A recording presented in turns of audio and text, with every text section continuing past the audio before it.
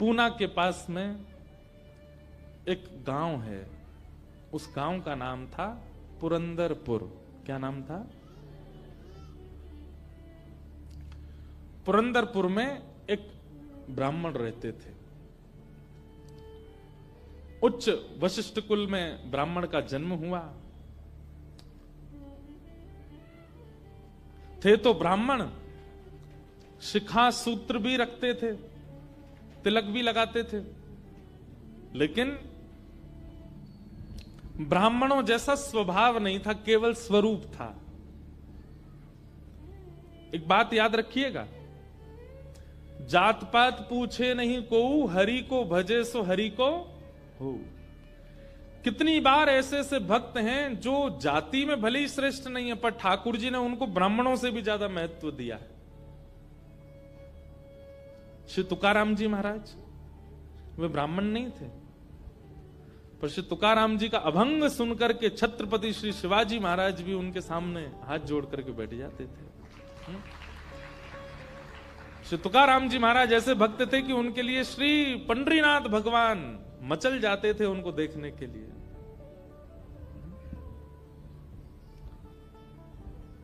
चोखो मेला पंढरपुर के पास भक्त हुए, उनका चरित्र मैंने कहा है।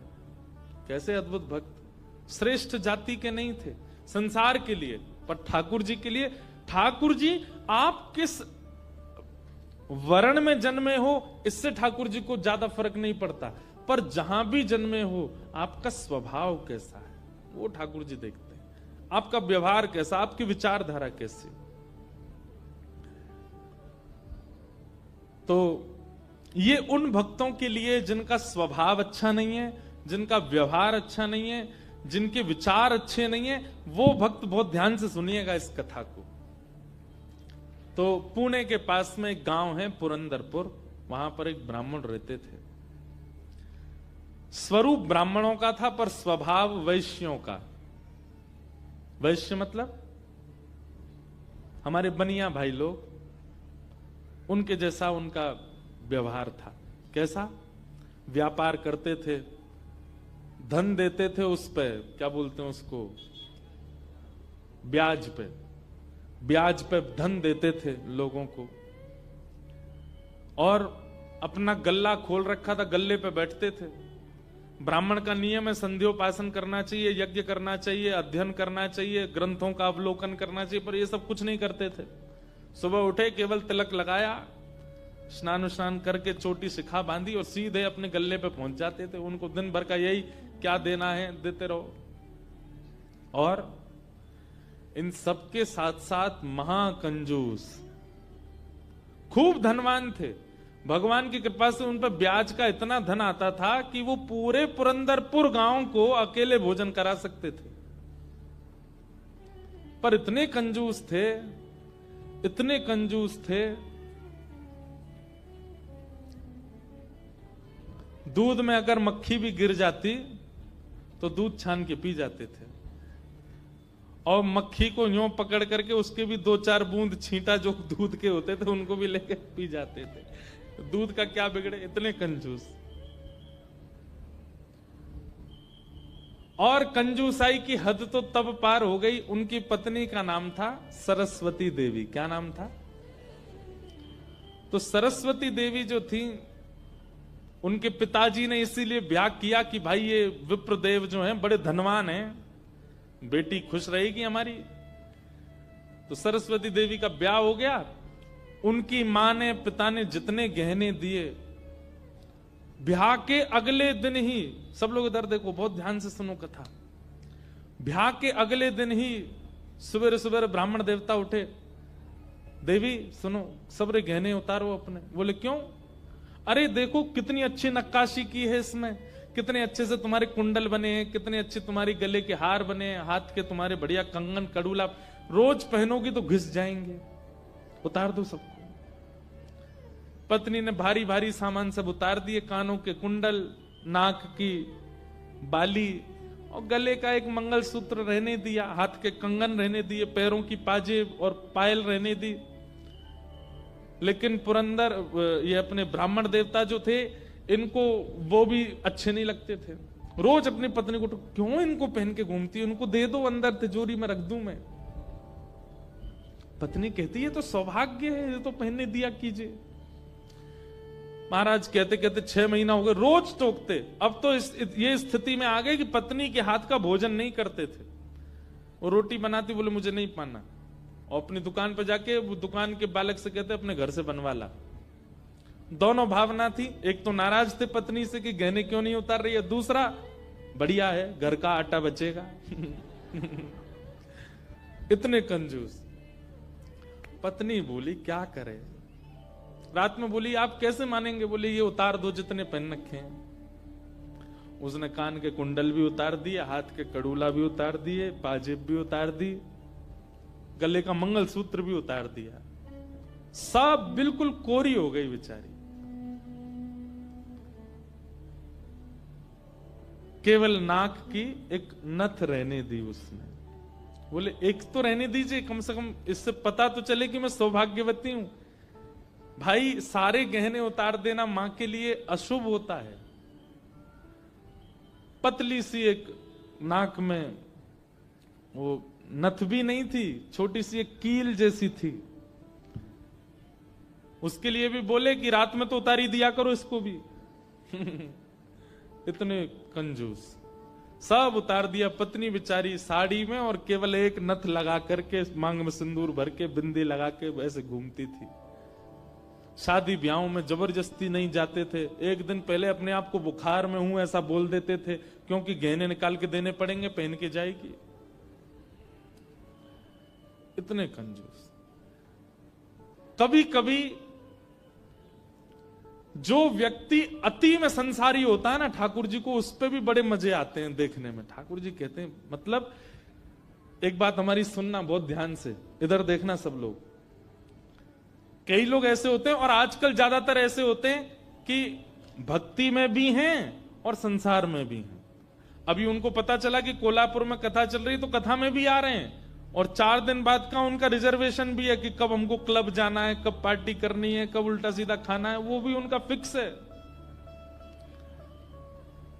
हमारी बात बहुत कान खोल के सुन लीजिएगा, ऐसों का उद्धार कभी नहीं हो सकता जो ना इधर के हैं ना उधर के। हम अपनी कथा में स्पष्ट कहते हैं, एक थौर पकड़ो, या तो ठाकुर जी को ही पकड़िए, और संसार में अगर जाना बहुत रुचिकर लगता है तो उसी को ही पकड़िए। ये बीच में मत घूमा कीजिए। कथा हुई तो यहां आ गए, और कभी कुछ उल्टे सीधे काम हुए तो वहां भी चले गए। अब पी भी लेते हैं, खा भी लेते हैं, कथा भी तो सुनते हैं। ऐसों का तो कभी उद्धार नहीं हो सकता। इसलिए एक ठौर पकड़ो, या तो वहीं के ही रहो, पूरे खाओ पियो आनंद करो, या फिर कथा के ही रहो। वैष्णव हो जाने का कम से कम इतना तो आप पालन कर सकते हैं कि जहां भगवत चर्चा नहीं है, जहां भगवदीय लोग नहीं है, जहां पर ऐसी व्यवस्था नहीं है, वहां से थोड़ा परहेज करो, वहां नहीं जाना है। आपको क्या पता कौन सी व्यवस्था, कौन सा भाव आपके चित्त को परिवर्तित कर दे। तो इसलिए हमारी प्रार्थना है, ये बीच के मत रहिए, इधर उधर घूमते रहते हैं। एक तरफ जाइए, एक तरफ पकड़िए। संसार अच्छा लगता है तो पूरे पूरे जाओ वहीं पे।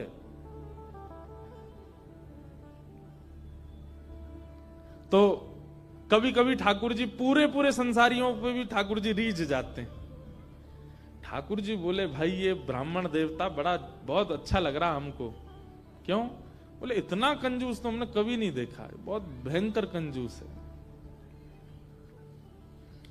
ठाकुर जी का मन आ गया उस पर। अच्छा, जो पत्नी थी ना सरस्वती देवी, वो बड़ी भक्ता थी।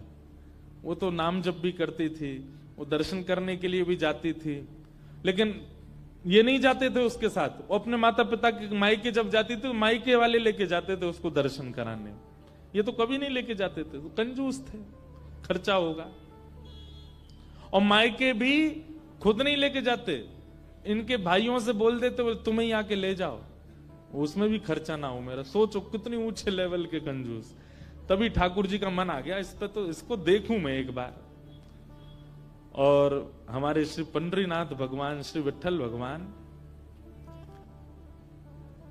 एक दीनहीन से ब्राह्मण का रूप धारण किया। फटी सी धोती पहनी, कुचैली मैली से कुर्ता पहने, और पुराना काला सा जनेऊ धारण किया, और महाराज ऐसी तिलक सा लगा करके बिल्कुल दीनहीन झुर्रियां पड़ रही मुखमंडल पर, और ऐसे हाथ जोड़ते हुए इनके दुकान पर पहुंच गए। रूप रंग देख करके ही पहले तो ब्राह्मण देवता समझ गए, बोले अरे ये और आ गया, ये कुछ देना वेना तो है नहीं, मांगेगा। कहो तन पे नहीं लगता, चल दिए कलकत्ता, क्या करने आए हो? ठाकुर जी बोले बहुत गरीब ब्राह्मण हूं मैं, मेरी बेटी का ब्याह होने वाला है, अपनी पुत्री का ब्याह करना है मुझे, और मुझे ब्याह के लिए थोड़ी व्यवस्था चाहिए धन की। आप तो बहुत बड़े धनवान सेठ हैं, कृपा कर दीजिए ना, कुछ दे दीजिए मुझको, मैं अपनी बेटी का ब्याह कर दूंगा और थोड़ा ठीक हो जाएगा। या तो धन दे दीजिए, नहीं तो कुछ सामान दे दीजिए, सामग्री दे दीजिए, मैं उसी से कुछ ना कुछ तो व्यवस्था करूं। तो ये जो ब्राह्मण थे ना, ये जबरदस्ती रफू की हुई धोती और कुर्ता पहन के जाते थे कि कोई मांगने वाला आ जाए तो उसको दिखा दूं, देखो मेरे खुद के कुर्ता फटे, मैं तुमको कहां से दूं। तो ठाकुर जी को दिखाने लगे, ये देखो मेरी धोती यहां से उधरी हुई है, मेरा कुर्ता यहां से फटा हुआ, कैसे तुमको दूं, मैं खुद नहीं अपने नए खरीद पा रहा, तुमको कहां से दूं भाई।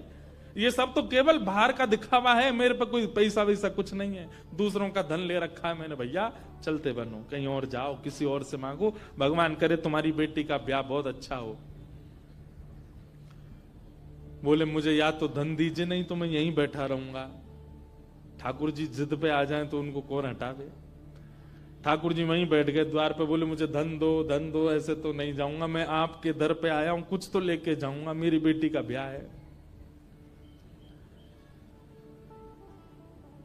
अंत में हार करके ब्राह्मण बोला, देखो मैं ऐसे नहीं देता हूं, कुछ लाओ, मेरे पास गिरवी रखो, पैसा ले जाओ, और जब पैसा हो जाए तो पैसा देके अपना सामान ले जाना, तुम पे है कुछ देने के लिए।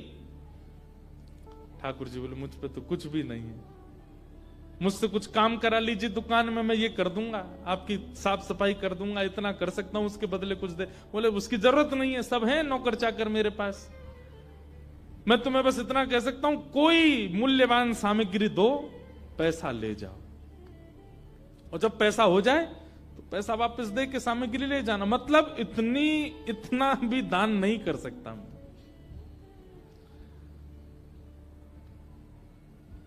ठाकुर जी बोले ठीक है, मैं जाता हूं, कुछ ढूंढ के लाता हूं। ठाकुर जी भी इतने खेलते हैं, ठाकुर जी जैसा खिलाड़ी नहीं है दुनिया में, इतना बड़ा खिलाड़ी कोई नहीं हो सकता। ठाकुर जी गए उस ब्राह्मण देवता के घर, और घर जाकर के द्वार पे खड़े होकर रोने लगे। इतना रोए, भीतर से सरस्वती देवी निकल के आई। अरे अरे अरे अरे ब्राह्मण देवता, आप इतना रो क्यों रहे हैं, क्या बात है? छोटी सी मेरी लाली बड़ी हो गई है, उसका ब्याह के लिए मैं बहुत दिन से वर ढूंढ रहा था, बड़ी मुश्किल से एक लड़का मिला है, अपनी बेटी का ब्याह करना है।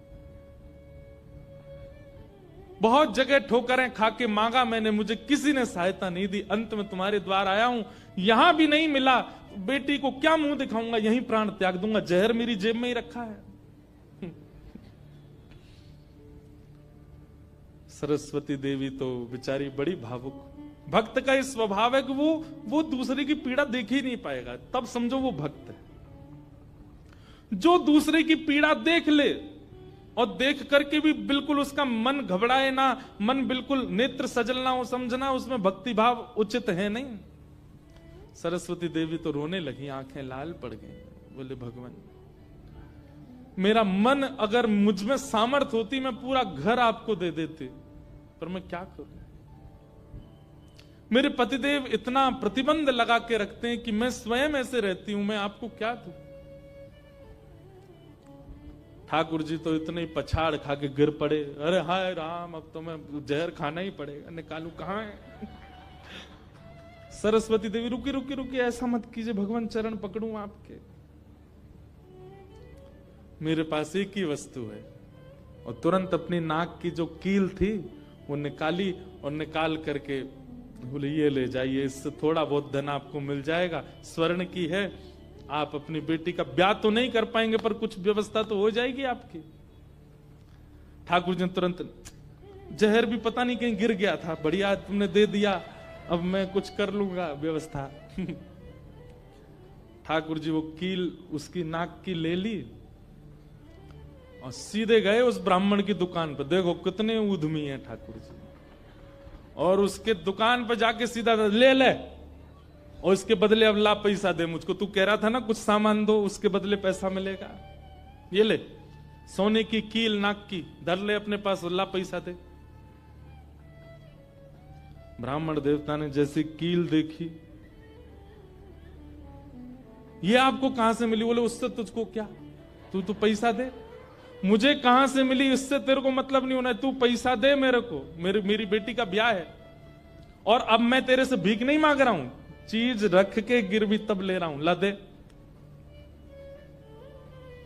बेचारा फंस गया। वो क्या करे, वो 3-4 बार सोचे, बोले मिली कहां से? बोले तू मत सोच, मुझे पैसा दे।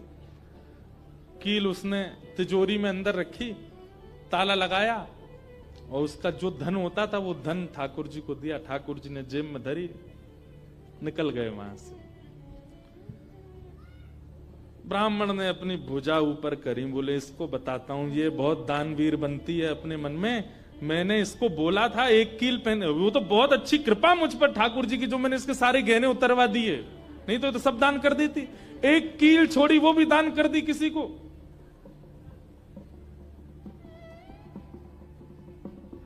पहुंच गए। अब यहां वो ब्राह्मण जा ही रहा था अपने घर, उससे पहले दुकान का जो मुनीम था वो बेचारा सरस्वती देवी को बहुत मानता था, कभी कभी सहायता कर देती होंगी उसकी। वो सेठ जी से, इनसे ब्राह्मण देवता से पहले ही दौड़ के गया और जाके बोला, मैया आज बचो आप। बोले क्यों, आपने कोई कील दी थी किसी को? बोले हाँ दी तो थी, एक ब्राह्मण के ब्याह के लिए दे दी थी। क्या हो गया? उसने जाके वो आपके पतिदेव को ही दिया और बदले में ले गया पैसा। सरस्वती देवी, हाय नाथ अब नहीं बचूंगी, वो तो बहुत डांटेंगे। बोले वो आ रहे हैं, दुकान बंद कर दी उन्होंने, वो सीधे धोती चढ़ाए ऊपर चले आ रहे हैं सीधे, आप बचो। सरस्वती देवी बोली कहां जाऊं? हे पांडुरंगा, हे विठलनाथ, हे मेरे प्राणनाथ, मेरी रक्षा करो। ये कैसा नियम आपने, मेरे आज जीवन में पहली बार तो कुछ दान किया, वो भी एक ब्राह्मण बेचारा अपनी हत्या करने पर तुला था तो मैंने किया। ये कैसा आपने खेल किया ठाकुर जी, कैसे भी मेरे पति को रोको। लेकिन इतनी डरती थी अपने पति से, इतनी व्याकुल हो गई, तुरंत विष ले लिया। बोली कि मैं उनका क्रोध नहीं सह पाऊंगी, उनकी मार पिटाई डांट नहीं सह सकती, उससे अच्छा तो मैं प्राण त्याग दूं अपने। और श्री पांडुरंग भगवान विठल की सामने सुंदर चित्रपट था, उसी के सामने नेत्र सजल हैं, हाथ में विष का प्याला लेकर के, और बस देखती जा रही है। बोले नाथ मैंने किसी और उद्देश्य से नहीं किया, केवल एक ब्राह्मण की पुत्री का ब्याह हो जाए इसलिए किया, मेरे पति मुझे छोड़ेंगे नहीं, इससे अच्छा मैं प्राण ही त्याग रही हूं। मुझे पता है शास्त्रों में प्राण आत्महत्या करना जघन्य अपराध है, पर मेरे पास और कोई उपचार नहीं है। और जैसे ही अपने मुख से लगा करके विषपान करने लगी, इतने में ही ऊपर से वो नाक की कील आकर के उसके पात्र में ही गिरी। और जैसी खन्न से आवाज हुई, नेत्र खोल करके देखा, भीतर अपने हाथ को डाल करके जैसे ही निकाला तो वही नाक की कील उसके हाथ में आ गई।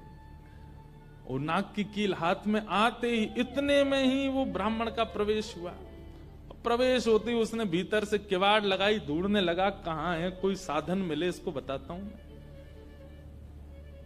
पत्नी सामने खड़ी थी, कहिए कहिए, आज कुछ कहूंगा नहीं, आज तो करूंगा, तू बता, तैने किसी को दान कैसे किया बिना मुझसे पूछे? तू क्या दान किया? तेरी नाक की कील कहां है बता। पत्नी ने अपना हाथ आगे किया, ये रे। उस ब्राह्मण ने जाकर के कील उठाई, तेरे पास कहां से आई? बोले मेरे पास ही थी। नहीं ये तेरे पास नहीं है, ये तो मेरे पास वहां रखी है तिजोरी में भीतर, चाबी मेरी यहां डली हुई है, तेरे पास कहां से आई? बोले मेरे पास ही है, अब बहुत दिन से पहनी हुई थी, साफ करने के लिए उतारी थी थोड़ी सी। ऐसा हो ही नहीं सकता है। मैंने इसके बदले मूल्य दिया है एक ब्राह्मण को, और ये मेरी तिजोरी में रखी है, चाबी मेरे पास है। तो रुक, अभी रुक, मैं अभी जाता हूं। और कील अपने संगी लेके गया। गए, जाकर के दुकान खोली, चाबी लगा करके खोली, तिजोरी जैसी खोल करके देखा, उसमें वो कील थी नहीं, वो हाथ में थी। ब्राह्मण बोला, ये कोई स्वप्न नहीं है, ये कोई अचंबा नहीं है, ये कुछ और है। नेत्र सजल हो गए, दौड़ करके घर आया। बोले, मुझे सच बताओ क्या हुआ। पत्नी बोली, सच बताऊं? बोले, हाँ, मैंने ही ब्राह्मण को दी थी। हाँ, वो ब्राह्मण वृद्ध सा, उसके कुर्ते फटे थे, उसकी धोती उधरी सी थी। बोले, हाँ, उसी को दी थी। वो मुझे दे के गया था और मैंने ये तिजोरी में रखी, तो फिर तेरे पास आई कैसे? बोले, मुझे जब पता चला कि आप क्रोध करके आएंगे और मेरे को बहुत सुनाएंगे, डांटेंगे, मारेंगे, तो मैंने सोचा कि मैं इससे अच्छा तो अपने प्राण त्याग दूं। और मैं पांडुरंग के सामने रोते हुए विष लेकर के हाथ में पीने को हुई, इतने में ही आपका घुसना हुआ और ऊपर ना जाने कहां से वो नाक की कील आकर के इसमें गिर पड़ी। ये किसी और ने नहीं, और वो ब्राह्मण कोई और नहीं, साक्षात पांडुरंगा ही थे, वही आए थे, वही आए थे, वही ये सारी लीला करके गए हैं। मैंने जीवन भर भजन किया, जीवन भर विचार किया, दान करूं, पुण्य करूं, सत्कर्म करूं, यज्ञ करूं, पर आपने मुझे कभी अनुमति नहीं दी। अरे, दुनिया के लोग कमाते हैं और दान करते हैं, पर हम कितने भाग्यशाली हैं कि स्वयं पांडुरंगा आए और आकर के हमारे कमाए गए धन को स्वयं लेकर के दान करवा के गए, ब्राह्मण बन के स्वयं अपने हाथ में लेकर के गए। ये आप पर और मुझ पर कृपा है। उसी समय ब्राह्मण ने मन में सोचा, मैंने जीवन में एक कार्य भी अच्छा नहीं किया, मैंने जीवन में एक कृत्य भी ऐसा नहीं किया जिससे ठाकुर जी मुझसे प्रसन्न हो, लेकिन मैं इतना अधम, इतना पापी, इतना दुष्ट, इतना अयोग्य, फिर भी मुझे ठाकुर जी ने इस योग्य समझा। और योग्य क्या समझा? मेरी दुकान पर आकर के ठाकुर जी याचना कर रहे थे कि मैं कुछ दे दूं। मैं कितना बड़ा दुर्भाग्यशाली कि ठाकुर जी मेरे द्वार पर आए और मैंने कुछ नहीं दिया उनको, उनसे हट किया, उनसे कहा कि कुछ लेके आओ तभी तुमको दूंगा। मेरी वजह से ठाकुर जी को श्रम सहना पड़ा। कितने कृपालु हैं बंधुओं ठाकुर जी, आपके अवगुण नहीं देखते। मैं एक बात कथा में कहा करता हूं कि मानव में और परमात्मा में अंतर क्या है। मानव वो जो सब अत्यंत गुणवान में भी अवगुण देखता है, और ठाकुर जी कौन? जो अत्यंत अवगुणी में भी एक गुण देख लेते हैं। इसमें ये गुण है। हम आप कैसे हैं? हमारे सामने 100 प्रशंसा कर दी जाए एक व्यक्ति की, और वो व्यक्ति हमारे सामने आ जाए तो हम उससे 5 मिनट मिलने के बाद जब वापस जाएंगे तो वो कहेगा, बताओ कैसा था? अच्छा था ना लड़का, मैंने उसके बारे में तुमको बताया था, अच्छा ठीक था, लेकिन उसमें भी ये कमी थी। हम कमी बहुत जल्दी ढूंढ लेते हैं। और ठाकुर जी अत्यंत अयोग्य, अत्यंत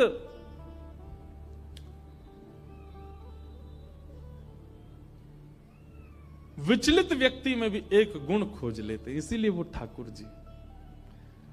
उसी समय उस ब्राह्मण देवता ने विचार किया कि अब किसके लिए जीना है। अपनी दुकान बंद कर दी, दुकान को बेच दिया, घर को बेच दिया, और पत्नी के साथ आ गए श्री पंढरपुर। और पंढरपुर में विठल भगवान के आगे आकर के बहुत रोए, याचना करने लगे, नाथ मेरे दुकान पर आप खड़े हो गए आकर के, और मैंने आपको इस प्रकार से दुत्कार दिया, इस प्रकार से आपको कर दिया। बहुत रोए।